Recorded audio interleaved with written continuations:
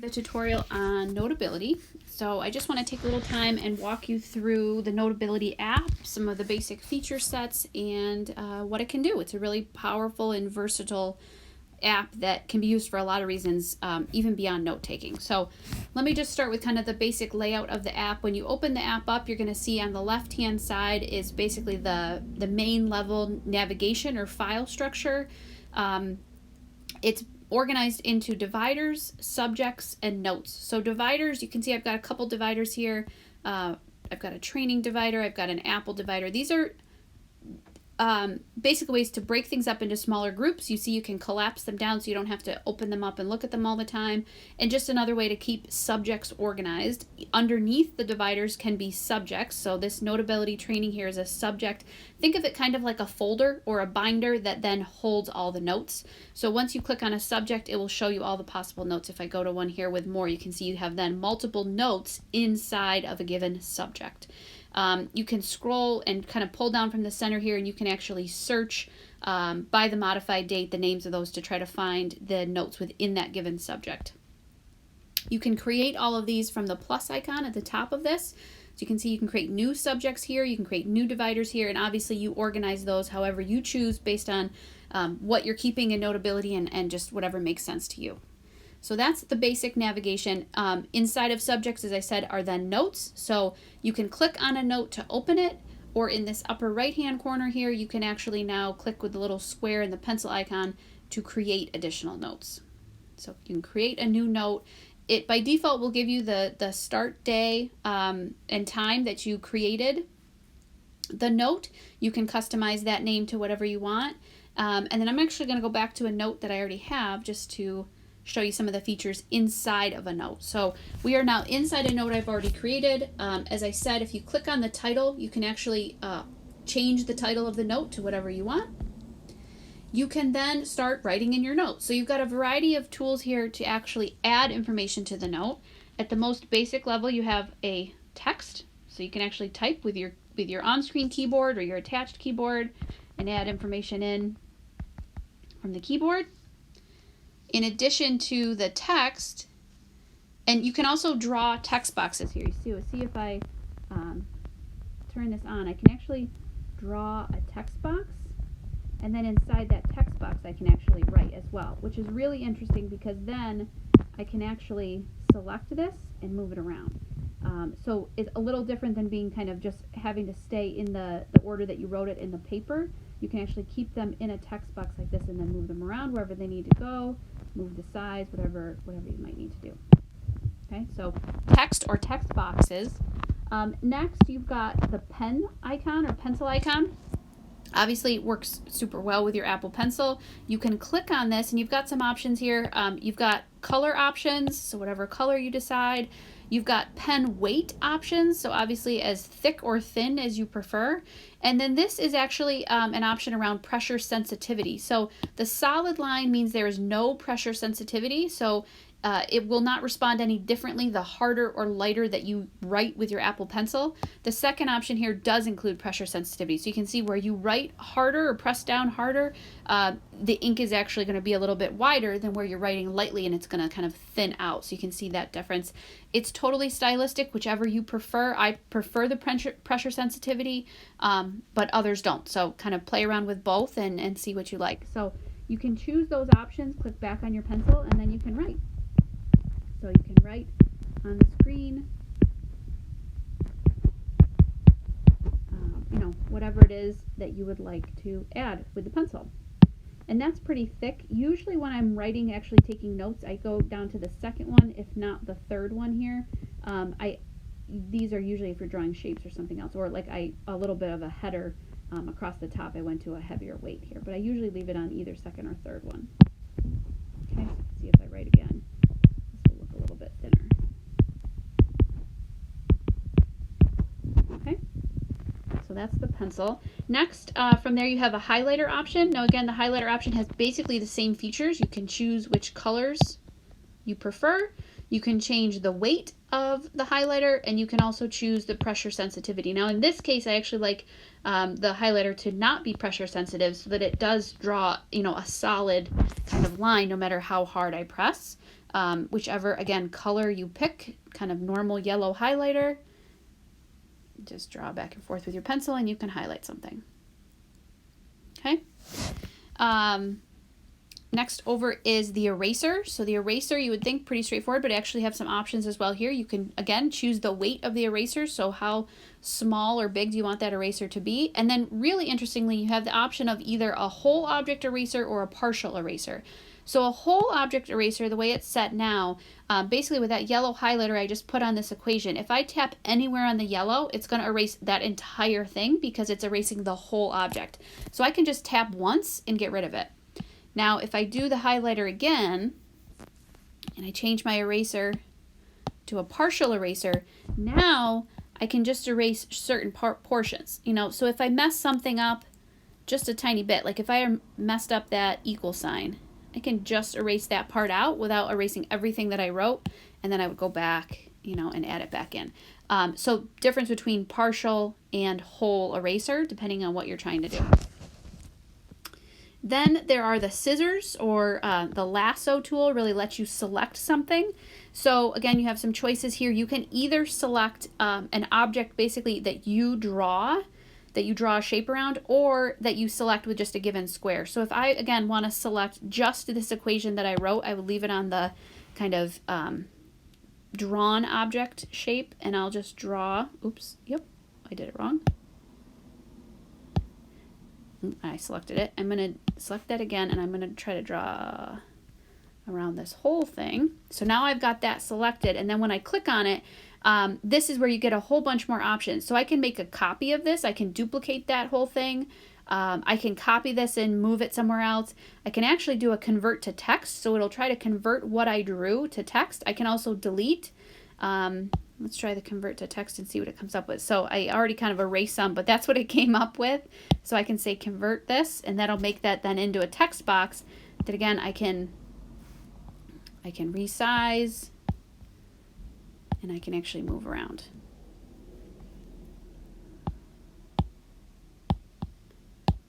Okay, and I'm just going to delete that one to get that out of there. Now, if I do the lasso tool with the square, another really powerful option for this is I can select an object with the square, and now that that's highlighted, I can actually make this bigger or smaller. And you can see this is a perfect example of this because it's handwritten, and maybe when I was writing this, I wrote either really, really big because I had a lot of extra white space, and that was just easier. But now that I've written more notes on the page and I'm running out of space, we know every time, students running out of space and running notes up the side of the paper, that doesn't have to happen here because you can go back and select something that you already wrote and say, okay, now I need this to be a lot smaller and I want this to fit over here. I want to move this up in this corner. So you can just resize kind of what you've already created to make it fit within the document that you have. Okay, so that's another really important use of that lasso tool. The hand here is really just helpful if you're trying to look at a document, read a document, maybe show a document, but you don't want to be writing on it. So you don't want the text or the pencil, marks to show up anywhere. It basically just turns off all of that feature, and so that even you can use your Apple Pencil to scroll up and down without it actually writing on the page. And then this last one here, this is actually a lasso tool. This is showing up because I'm actually AirPlaying to a device. So I am sharing my iPad screen through an Apple TV. And so this happens when you're in presentation mode so that you can actually use your Apple Pencil like a laser pointer. Okay. So again, you can be pointing to something and even circling something, but you're not actually leaving marks on the paper. Okay. So those are your main kind of ways to enter information onto the note. What's also really powerful is this audio option. So this little audio option lets you record audio while you're taking notes. So this may be your audio, this may be a student taking notes and actually recording what the instructor's saying at that same time.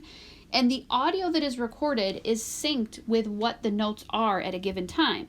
So if I record a little piece of audio here, and I start to actually take notes at the same time. So I'm taking notes, while I'm talking, and these things should be synced. Okay, so I'm going to stop that audio. I'm going to use the little arrow here, and I'm going to open that up. And now you can see I've got an actual playback bar here for the audio, but see how my notes are actually now kind of grayed out because it went back to the beginning of where I started recording. Now I could just hit play and I could listen to them straight through. Or what's really cool is I could say, what was actually being said at the time that I took the notes on the word sync. I can click on the word sync. Oops, now it's recording again. I can click on the word sync, I thought.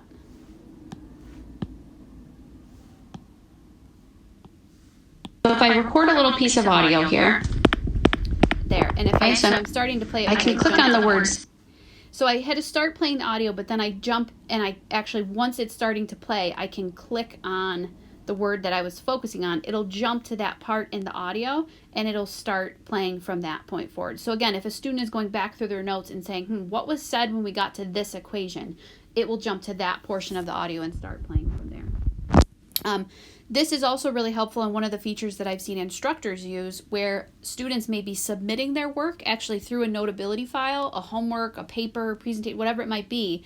You are then viewing the student work in Notability and using that audio feature to provide feedback to them. So the audio is actually your feedback back to the student on their work. And again, you might be scribbling and taking notes on their document at the same time, and you're sending back to them the Notability file that now has both your audio and handwritten notes within it.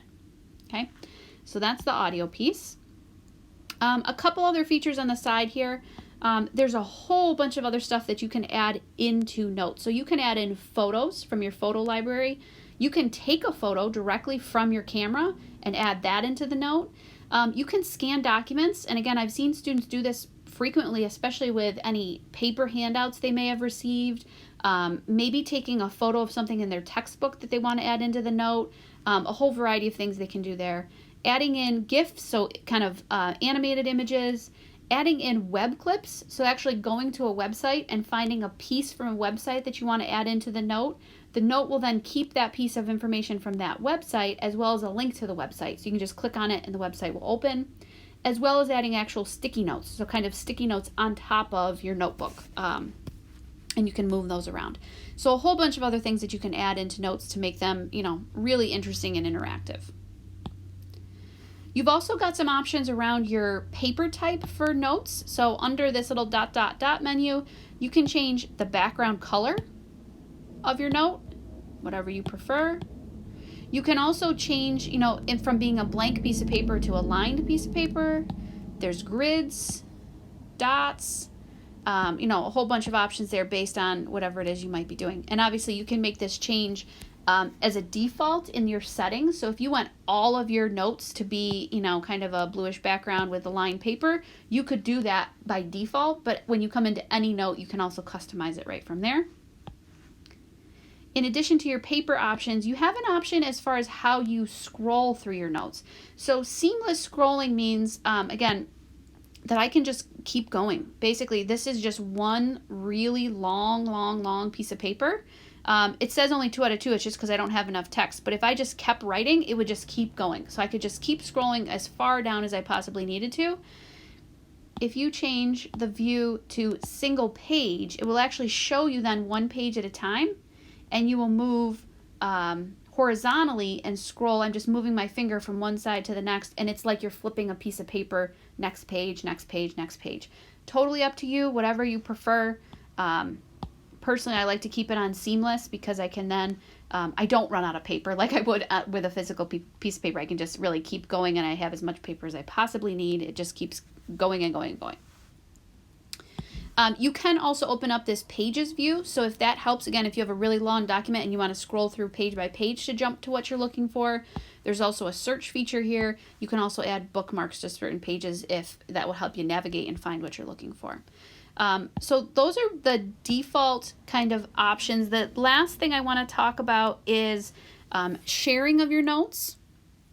So you'll know, as you start to use an iPad and get really comfortable with things, this little box with the arrow, or sometimes people call it the sharrow, is in a variety of things on the iPad and always has to do with sharing. So these are the variety of options of ways that you can distribute Notability note files to others. You could email it. If you use Dropbox, you could send it there. Obviously, Google Drive would be a good option for us, especially because we all have that. Our students have that. You can also print out these documents. Obviously, it wouldn't contain any audio pieces, but it would just be PDFs of the notes. And you can also, if you go to Other App and share the note, you can choose format and what type of format file you might want to share. So a PDF obviously would be taking your notes and making it into a PDF file. The actual note file is helpful because it has all of the Notability features, including audio. It has to be opened, though, by someone who also has the Notability app, an image of the note itself, or the RTF file, which is a rich text file. So mostly probably you'll either be using a PDF or a note file, but you can choose that format, and then you can share this note however you choose. So it's actually making it into that format, and then you'll see, a variety of apps that you may want to share that with, or airdrop those notes to others, depending on what you're trying to do. Okay, so that's sharing your notes with other people. One of the last things I want to show you is also looking at two notes at the same time. So when you have one note open and you're looking at that note, you can actually use your finger and just from the left-hand side drag over, and you will be able to see some recent notes that you've already looked at recently. You can click on a second note and drag it into a side-by-side view. And see the little handle here? You can move so that one is bigger or smaller, which can be really handy if you have two notes that you need to look at the same time for whatever reason. Again, maybe you're just browsing this note while you're still actually writing on this note. Oops. Go back to wherever I was. But you can be looking at two notes at the same time. Let's see. I don't actually know where this note just went. Just went way up the top. Okay, but you can be looking at two notes at the same time. Another very quick thing that I want to show you before we go on, actually I forgot to show you when we were going through some of the drawing options. You can also use the pencil to draw shapes. And so you'll see if I need to draw a line, I can draw a line, but if I hold it right after I'm done drawing it, I can make it into a perfectly straight line, and then I can also move it around. So it's a really easy way. Let me just do another one. If you draw and then hold at the end, it makes it straight, and then you can move it around, let it go. You can do the same type of thing with shapes. So not a perfect square, but if I hold it for a second, Notability will make it into a perfect square, and then I can actually make it bigger or smaller. Same thing, I can do a circle. Obviously cannot draw a perfect circle, but if I hold it, if I hold it for a second, Notability will make it into a perfect circle for me. I can make it bigger or smaller. You can do this with a whole bunch of shapes. I'm just going to do one more, triangle. You can do pentagon, octagon. It takes a little practice to get those right, but there's a variety of shapes you can do that way. Basically just by drawing them freehand and then holding at the end, and Notability will kind of pick up what shape it is you're trying to draw. So let me just look through. I think we got everything in this first set of notes here. Okay, so the last part that I want to show you is actually presentation mode. And so this actually only shows up when you're airplaying from your iPad to a given device, probably the projector in the room, or anything through kind of an Apple TV. So whenever you're airplaying your iPad to another device, these presentation mode options will show up. So I can't airplay and screen record from my iPad at the same time. So I'm going to have to show you this through screenshots, but I can show you exactly what this looks like when you start airplaying. So kind of by default, you can actually see in the upper right corner over here, you can see with that little icon, that's telling me that my iPad is airplaying. And when that happens, Notability kind of goes into this presentation mode. So you're going to see it turns kind of that black background. It will turn your pages that you were looking at as far as your notes kind of like into slides. So you can see the option down here for the 1 out of 2 pages, so you can kind of click through them one by one. So basically the same feature set, just looks a little bit different in certain areas. I'm just going to change this to a different color. So you can see actually here, let me do it with a pen. this is your laser pointer option. And so again, we were already looking at that. You can see it in Notability here. But that, if you don't see that when you're creating your note, it's because you've never airplayed with your Notability open before. And so that is your laser pointer option while you're presenting. And then the next thing I want to show you is this kind of, you'll see this screen over here. This gives you the option of how you want your Notability app to show when you are presenting in presentation mode. So you can see over here from the next screenshot, if you click on this little icon, you get these two options. So what I'm looking at right now, again, with this black kind of background, is presentation mode. You can also choose back to like screen mode, which basically just lets you look at Notability just like you were looking at it without airplaying, and it's mirroring whatever's going on your Notability app to the screen that you're displaying to. So that's kind of just a one-to-one mirroring compared to this presentation mode, which gives you some of those advanced features. So either one is fine, totally personal preference. I'm just walking you through what presentation mode looks like. So we're going to leave it on presentation mode. The other really cool option that you have in presentation mode, I already showed you the option that if you drag from the left-hand side of your screen, you can open up this menu on the side. You can see other Notability notes that you have, and you could view them side by side. Well, in presentation mode, what you can view is view one of these notes on the left or on the right, whatever you choose. But what's really cool about it is that that second note you're looking at is not being shown to what's being presented. So this main note might be what the students see, and your other note might be your own notes that you want to use just to speak from. So let me show you what that looks like. If you were to choose view on the left, now you can see I've got this note over here on the left, which is only seen by the instructor, basically on your iPad.